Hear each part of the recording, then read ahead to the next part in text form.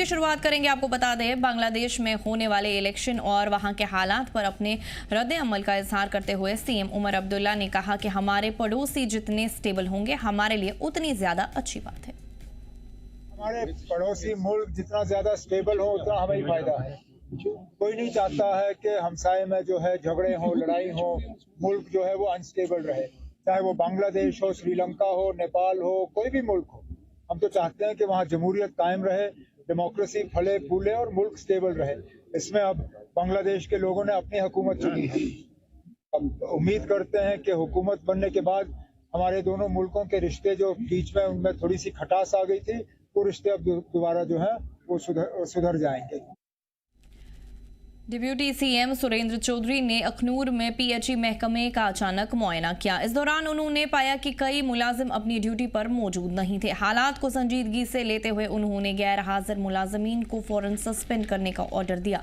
Deputy CM ने साफ तौर पर कहा कि अवाम को बेहतर सर्विस देना सरकार की तरजीह है और लापरवाही किसी भी सूरत में बर्दाश्त नहीं की जाएगी। उन्होंने अफसरान को डायरेक्टिव दिया कि महकमे में डिसिप्लिन और जवाबदेही को यकीनी बनाया जाए ताकि लोगों को पानी जैसी बुनियादी सहूलियात में किसी भी तरह की परेशानी ना हो।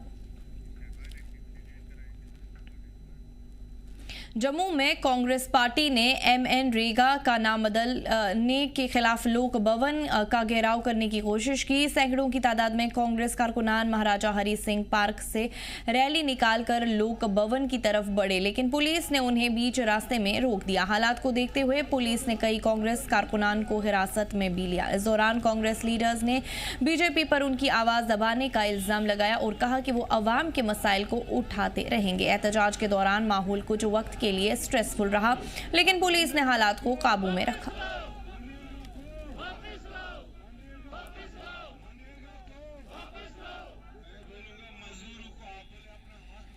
उन्होंने एक साल का कोई जुगाड़ किया होगा, क्या कोई प्लान होगा, उनसे पूछ लेना। कर दे तो बड़ी कृपा है। आप सिस्टम का हिस्सा रहे हैं, तभी आपसे पूछे कि अगर मैं इस स्टेट को चलाता, इस मुल्क को चलाता, तो ये थोड़े हालात बनने देता।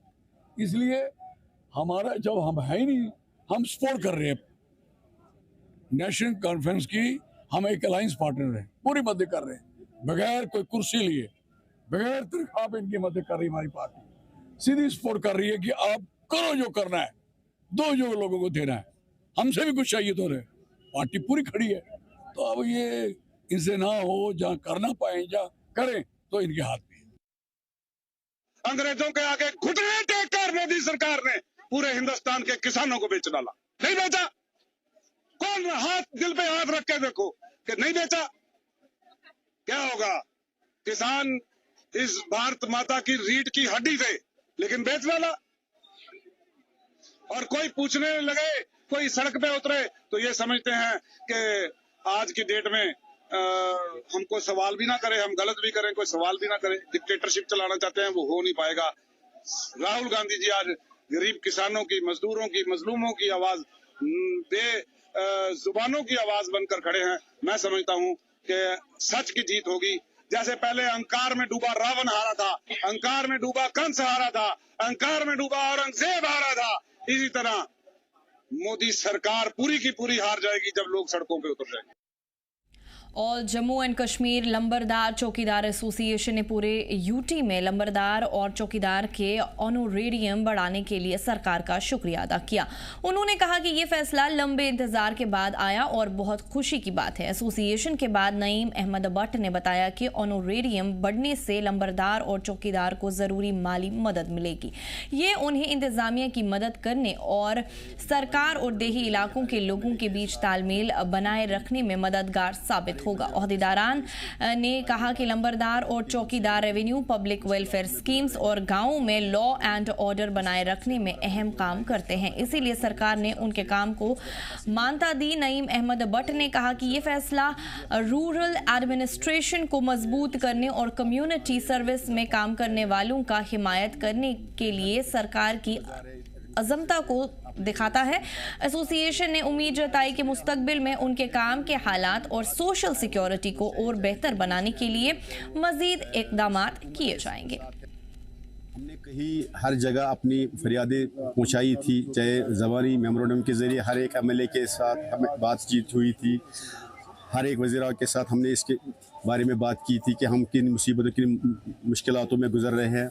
हमारा जो आरएम है, जिस हिसाब से हमारा वर्कलोड है, जिस हिसाब से हमारा काम है, उस हिसाब से उस पर अक्कासी नहीं करता है। तो इंशाल्लाह अभी जो हाल ही में हमने न्यूज़ देखी है कि उसमें आपकी आरएम में इजाफा किया जाएगा, तो हम बेहद शुक्रगुजार है एडमिनिस्ट्रेशन से, अपने सीएम साहब से, और उनका भी शुक्रिया हम अदा करते हैं जिन्होंने हमारी ये बात ऐवान तक पहुँचाई। चाहे जो भी उसमें एमएलए हो, चाहे वो इस हुकूमत के साथ है या अपोजिशन में है, तो हम उन तमाम का शुक्रिया करते हैं। उसके साथ साथ हमने मीडिया का भी हम तहे दिल से शुक्रिया करते हैं जिन्होंने हमारी आवाज़ को आला हुकाम तक पहुँचाया। और आला हुकाम ने आज जो न्यूज़ आई है अभी कुछ चंद मिनटों में हमने देखी थी वो कि आपकी आरएम को जल्दी से जल्द बढ़ाया जाएगा, उसके लिए हमने ऑलरेडी एक प्रपोजल बनाया है। तो हम आपकी वसादत से पूरी एडमिनिस्ट्रेशन और अपने उन एमएलए और उन वज़ीर का तहे दिल से शुक्रिया करते हैं। शुमाली कश्मीर के टंगमर्ग में आज सुबह हरित वतनू क्रालपोरा इलाके में भयंकर आग लगने का मामला सामने आया, जिसमें मकामी महराजुद्दीन अहंगर का घर पूरी तरह जलकर राख हो गया और लाखों का सामान तबाह हो गया। आग इतनी तेज थी कि परिवार को अपना सामान निकालने का बहुत कम वक्त मिला। इस हादसे में फर्नीचर, बर्तन, बिस्तर, कपड़े और दूसरा जरूरी सामान समेत पूरा घर जलकर राख हो गया, जिससे परिवार को भारी नुकसान हुआ। आसपास के लोग मौके पर पहुंचे और मुतासर परिवार की मदद की, लेकिन आग की तेज लपटों की वजह से घर को बचाया नहीं जा सका। अफसरों से उम्मीद की जा रही है कि वो नुकसान का जायजा ले और परिवार की मदद करे।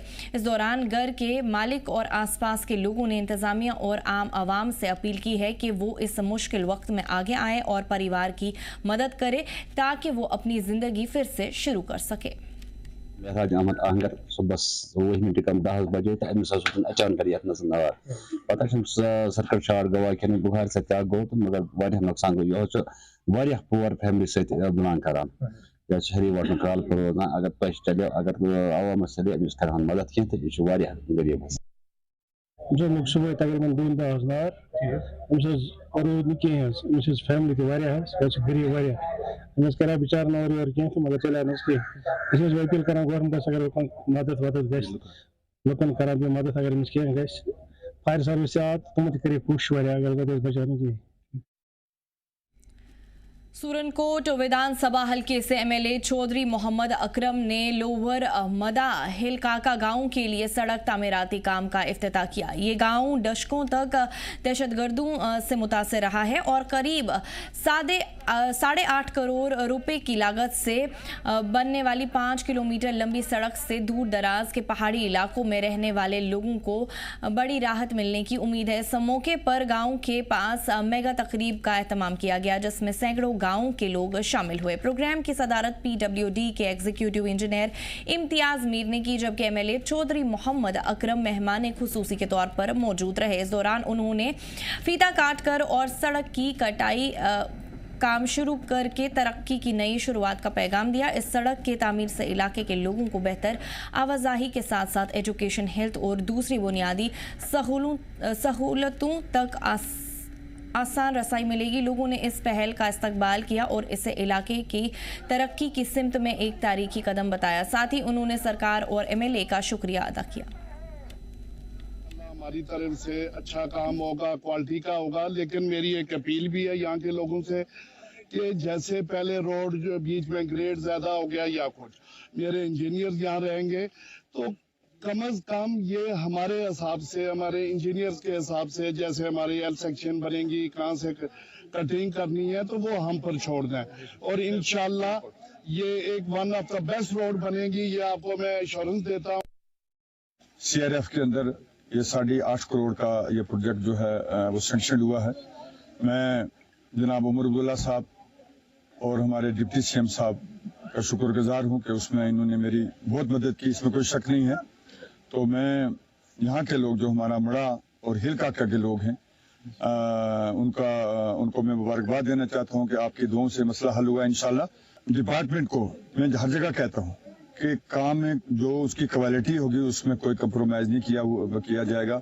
और यहाँ के लोकल लोगों को मैं ये अपील करता चलूँ कि आपने कोऑपरेट करना है डिपार्टमेंट के साथ और ठेकेदार के साथ। हमारे गांव के लिए ये एक किस्म का ताज मिल रहा है हमारे गांव को, और इस रोड की वजह से आवाम को बहुत बड़ा फायदा है, खासकर हिल काका वालों को इसका बहुत बड़ा फायदा है। ये बनी ही जो ये रोड बुफलियाज टू हिल काका के नाम पे है, अलबत्ता ये स्टेप बाय स्टेप जा रही है। आज ये मेरे ख्याल 4 किलोमीटर या 5 किलोमीटर लाड़िया कट्ठा तक है। तो कितना फायदा मिलेगा इससे? पूरे गांव को इसका बहुत बड़ा फायदा है। हमारे पहले जो लोग थे बीमार होते थे वो डंगियों पे उठा कर लाते थे यहाँ तक, तो आज अगर ये रोड वहां तक बन गई तो हमारी मुश्किलात बहुत आसान हो जाएंगी। अल्लाह यही मुश्किलातों को आसान करने वाला है। इसका काम शुरू होगा और इसकी जो जहां तक इसकी परेशानी की बात है तो सर परेशानी की इसमें सर हमें जो सबसे ज़्यादा हमारा परेशान हाल मसला है वो ये है कि हमें जब कोई बीमार हो जाए और यहाँ पे पहाड़ी इलाका है, जब यहाँ पे बर्फबारी हो जाती है तो उस वक्त रास्ते टोटल ब्लॉक हो जाते हैं, बंद हो जाते हैं, तो उस वक्त हमें निहायत ही परेशानियों का सामना करना पड़ता है। उनको कंधे पे उठाकर यहाँ से तकरीबन बुफलियाज तक हमें 20 से 25 किलोमीटर का सफ़र तय करके गाड़ी तक पहुँचना पड़ता था, और बहुत से लोगों की इस रोड की ना होने की वजह से जाने चली गई। शोपियां के एसडीएम जैनपोरा ने सब डिवीजन में गलत तरीके से कचरा फेंकने के खिलाफ एक पब्लिक एडवाइजरी जारी की है। इस एडवाइजरी में लोगों से कहा गया है कि वो खुली जगहों और पब्लिक प्लेसेस पर कचरा ना फेंके ताकि लोगों की सेहत महफूज रहे और सब डिवीजन में साफ सफाई बनी रहे। एडवाइजरी में खासतौर पर खेत, सड़कों के किनारे, नालों और नहरों में कचरा, पॉलीथीन, डायपर और दूसरे कचरे को फेंकने से मना किया गया है। इसमें बताया गया है कि ऐसे करना माहौलियात को नुकसान पहुंचाता है और सेहत के लिए गहरा खतरा पैदा करता है। एडमिनिस्ट्रेशन ने लोगों से जिम्मेदारी से काम करने और सफाई अफसरान के साथ मदद करने की अपील की है। नोटिस में ये वार्निंग भी दी गई है कि कानून तोड़ने वालों के खिलाफ मुतल्लिक कानून के तहत सख्त कार्रवाई की जाएगी। मकामी अफसरान और फील्ड स्टाफ को इस ऑर्डर को फौरन लागू करने की हिदायत भी दी गई है।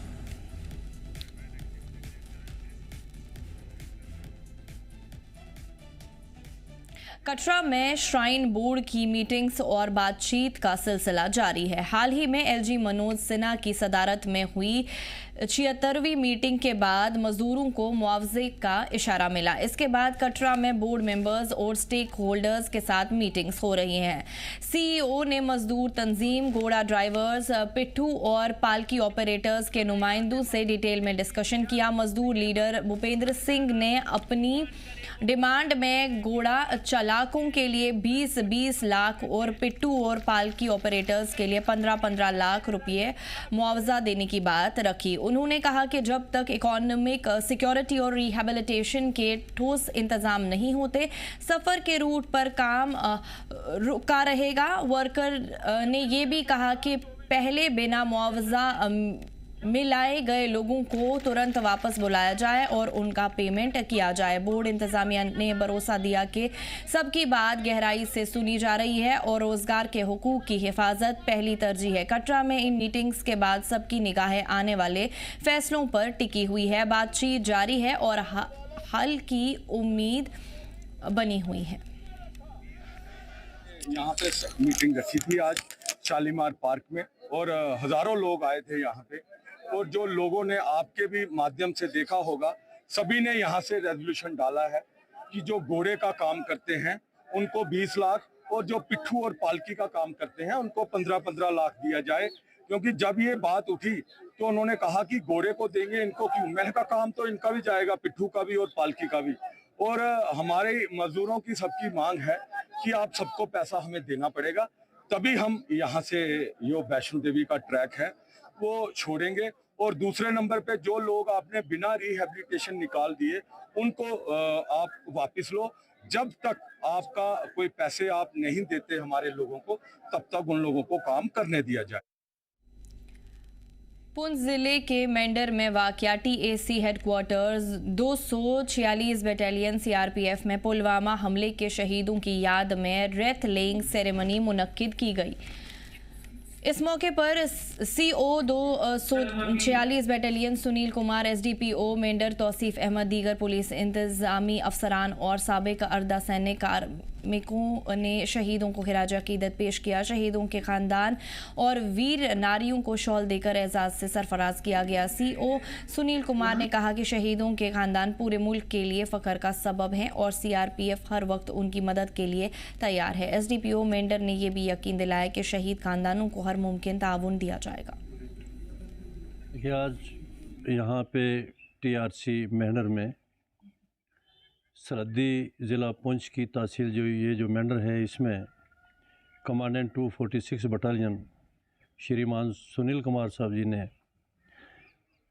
14 फरवरी को जो पुलवामा में शहीद हुए उनके उपलक्ष्य में एक प्रोग्राम रखा था उनको श्रद्धांजलि देने के लिए, जिसमें हमें हमारी एसोसिएशन को, हमारी विडोज़ को और जो शहीदों की विडोज़ थी उनको भी आमंत्रित किया गया और यहाँ पे इस प्रोग्राम में हम लोगों ने शमूलियत की।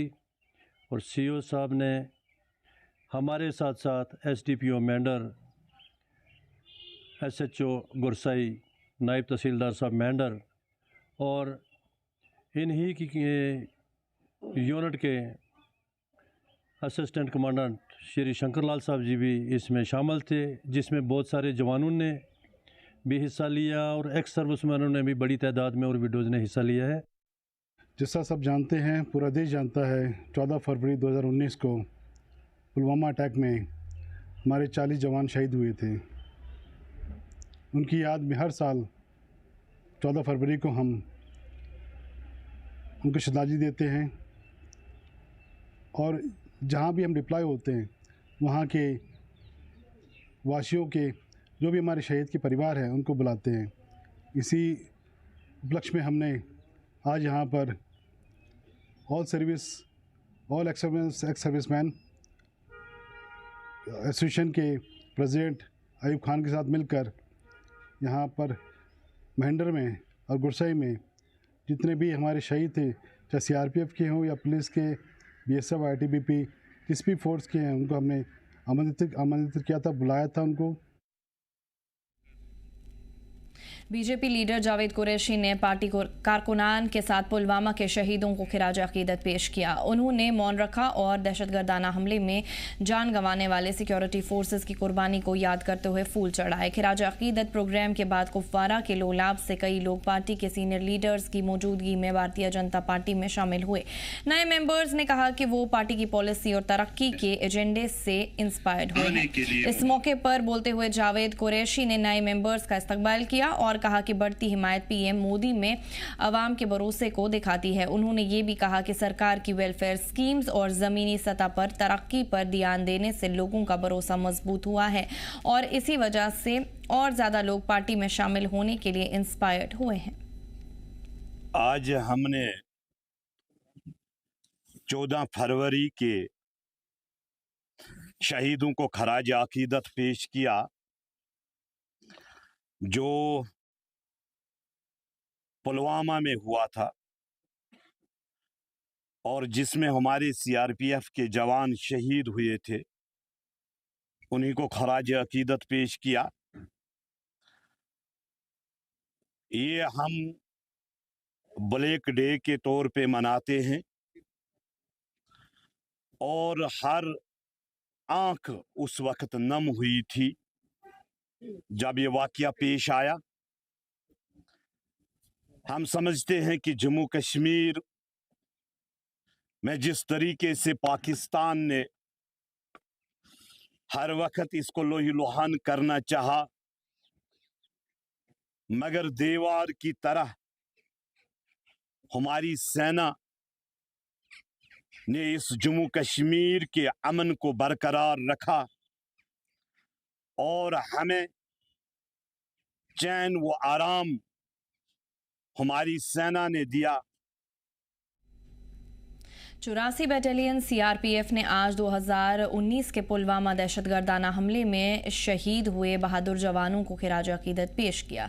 चंद्रकोट रामबन में मुनक्किद प्रोग्राम के दौरान जवानों ने शहीदों की कुर्बानी को याद किया। प्रोग्राम में 84 बटालियन के कमांडेंट रणवीर सिंह ने कहा कि 2019 में पुलवामा में हुए भयानक दहशतगर्दाना हमले के दौरान ड्यूटी पर अपनी जान कुर्बान करने वाले शहीदों को खिराज अकीदत पेश की जा रही है। प्रोग्राम का माहौल पैशनेट और हुब्बुल वतनी से ओत प्रोत रहा, जहां सब ने शहीदों की कुर्बानी को नमन किया।